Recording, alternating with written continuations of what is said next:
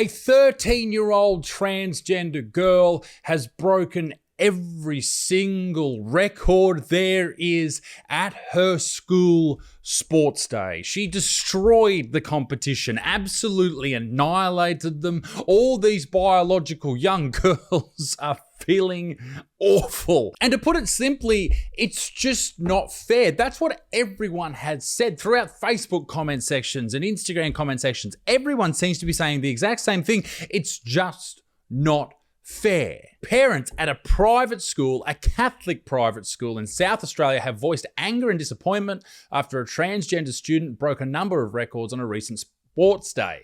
Now, this is the crazy thing about all of this is, okay, number one, it's a Catholic school. You wouldn't expect it. But what about the young girls who have just seen someone who was a boy a couple of months ago or maybe a year ago at their school now just beating them at everything? How is that something that a young person can go, oh, that seems absolutely fair. That seems appropriate. No, I don't care how progressive you are. Just because someone says that they are now a new gender, and they might be much happier like that, and that is wonderful, but they are still biologically exactly the same as when they were born, right? And in this case, when it is a male competing against a female, we know, and we have spoken about this, the world has spoken about this ad nauseum, but we know that they have an inherent biological advantage over women who are born women, or girls who are born girls, females. And if you think back to your days where you had these sporting events at schools, you know, all the parents are there, and the parents are absolutely ropeable. They are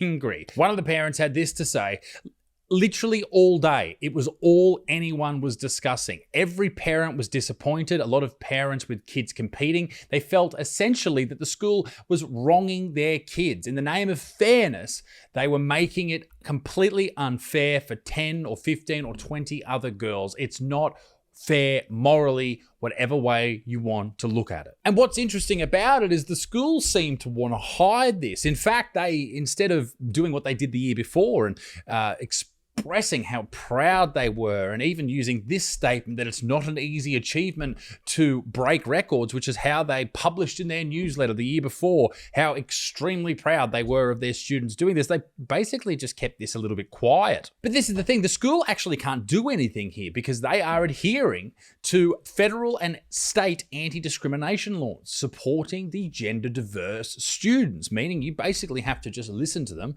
Whatever they say is what they are, and then you have to just let them do their thing. Which, you know, when it comes to everything in class, like, okay, whatever, you know, do it. If you want to come to school in a dress, okay, whatever, okay?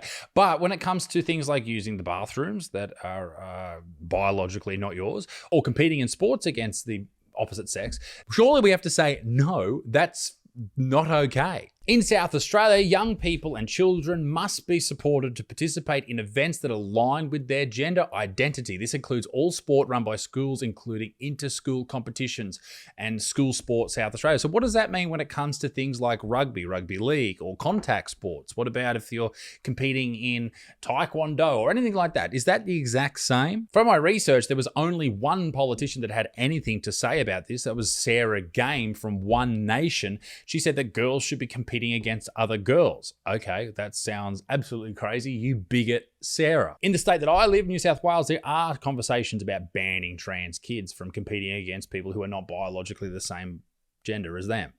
So I think at least we're starting to get somewhere with it, but there is a long way to go. There are also policies that mandates that all children should have access to toilet and change room facilities that respect their privacy, safety, and inclusion. A gender diverse child or young person should be able to access the facilities that match their gender identity.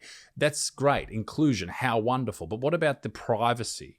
What about the safety of the other kids?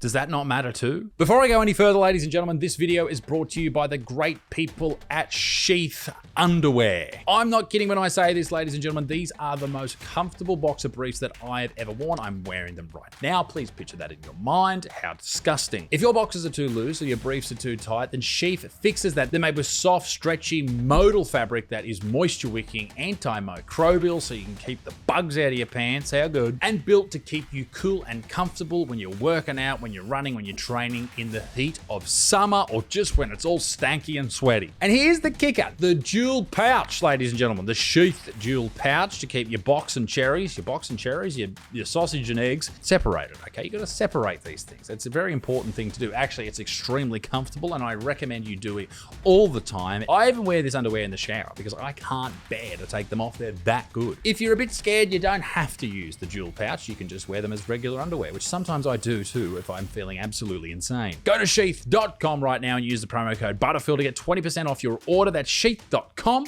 and the promo code is Butterfield. Now, back to the video. We're talking about policies and mandates before. How about this for a policy and mandate? All children should have access to toilet and change room facilities that respect their privacy, safety, and inclusion. Those are important words. Remember them. Safety is very important when kids are in a change room or a restroom. Obviously, there's no teachers in there to supervise them, or there fucking shouldn't be. But shit can happen, right? Because they're kids by themselves. And shit can happen. Problems can arise when kids are out of supervision, no doubt. 3 male students at Stonebridge High School expressed concern about a transgender boy, so former female, using the boys' locker room. The transgender student then allegedly recorded their reactions without permission, which is against school rules, and subsequently filed a Title 11 complaint against them. The Title 11 is apparently to do with sexual harassment. So now these young men, because they had someone who was once a female in the change room with them, they're now tarnished with this sexual harassment claim. That's horrifying. And from what I read, most of the government and the officials and the school board are all on the boys' side, but too bad. They didn't run along the side of inclusion, and that supersedes everything apparently. And that is the fucking problem here. We can't include everyone. The human species is not created to be inclusive of every single person that has ever existed ever. There are outliers, and that is the way it is. It's the law of the jungle. And it's unfortunate for those who are the outliers, but it is what it is. And another example of how woke schools have become, and universities, and anywhere where education takes place, or it should take place, is the welcome to country. That is something that I thought was mainly an Australian thing, where Indigenous people welcome you to their land, even though you were born here and you live on that land and you're always on that land, but they welcome you anyway. It's a strange thing. But anyway, apparently they also do it in Canada, except when they do it in Canada, they do it when they're talking about 2 missing children. For some reason, the police decided this was a good idea. That's fucking insane. Anyway, what I wanted to talk about was the mandatory acknowledgement of country that is required at this university. Sydney's Macquarie University is facing criticism over a course which requires students to perform a heartfelt, that is a quote, acknowledgement of country. So you have to do it you can't half-ass it. It's not like apologizing to your sibling when you slap them over the back of the head. You have to fucking mean it. And you also have to do a privilege walk to pass the course. Fuck. In an attempt to encourage students to understand power and status, the Age and Law course has included the delivery of an acknowledgement of country as part of the rubric for the assessment, which is worth 30% of the final course mark. Your students have to perform a thoughtful, cultural, respective, and exceptionally well-written. Oh my God. So they're all just throwing it in a chat GPT, right? That's fucking shameful. Could you imagine how offensive that is if you're an Indigenous person and these people have to say this, otherwise they don't get the marks? What do I mean by it being offensive? It's forced. That's like, it's pity. No one wants pity. No one wants anything forced. Have you ever received a forced apology and it felt good? No. That's not good. That's not helpful at all. So yes, schools are ridiculous. Colleges are ridiculous. And the people that run them are just as fucking mad. And guess what? It continues into adult society. Look at the Tickle versus Gill case. A transgender woman, Roxanne Tickle, pictured here, beautiful. She took Giggle, an app for just women, to court, and she won. Basically meaning that she is now officially legally a woman. And she should be able to use the app. Because, God forbid, women have an area where women can hang out. Well, I guess she is a woman, so she should be there, you bigots. I just think that...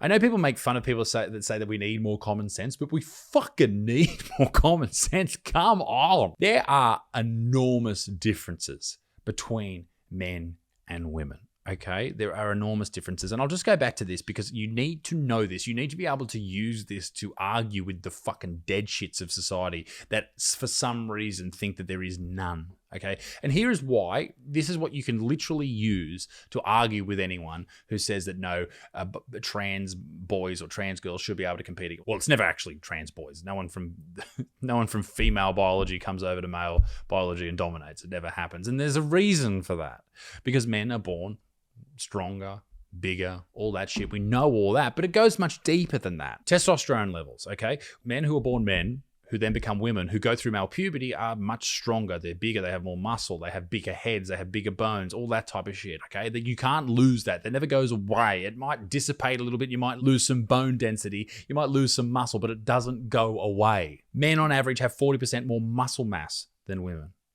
But you think that all just disappears? Men are more explosive in power. That's why they're better sprinters. Shoulder width, arm length, pelvic structure, it's completely different. That means the base is different. People can move differently. They have better cardiovascular. The VO2 max from men is much higher than women. There's more hemoglobin in the blood, which means you can carry more oxygen. So there's more fucking oxygen. Reaction time is higher. There's more fast twitch muscle fibers. And more importantly than anything else, female athletes are much more susceptible to injury. And then if men are less susceptible and they're bigger and stronger and faster, doesn't that sort of just point to the obvious fact that this is going to be fucking dangerous? All of that barely scratches the surface, okay? All you need to do is look up how many men who competed as athletes and then became trans went from underperformers to overachievers. Yeah, Leah Thomas. We all know Leah Thomas. Leah Thomas was on the swim team with moderate success, then transitioned, became a woman, and now is the fucking god of swimming. CC Tefler, track and field star, competed in men's track and field events, did nothing notable, and then transitioned and won the NCAA Division II National Championships in the women's 400-meter hurdles. Kate Weatherly was a mountain biker, no significant records as a man, and then won the elite women's downhill title in 2018 and another national title in 2022 after becoming a woman. Sasha Jane Lowerson competed in men's surfing events with limited recognition and then became the first transgender woman to win a women's division at the Western Australia Longboard Championships. Jane Eastwood competed in men's cross country with moderate results, and in 2019, after becoming a woman, became the first openly transgender athlete to compete in NCAA Division I women's cross country and achieved several top finishes. And then there was Terry Miller as well. Did nothing in track and field and then won the 100-meter, 200-meter dashes at the Connecticut State Open Championships in 2018 and 2019. Ladies and gentlemen, some common sense would be absolutely helpful. Let me know in the comment section what you think. Be a good motherfucker. Peace in the Middle East. Be dick stinks. 3 videos every single week. Come and see me live. Got American dates coming up very shortly. And I'll see you in the next one. Toodaloo, au revoir. Bye-bye.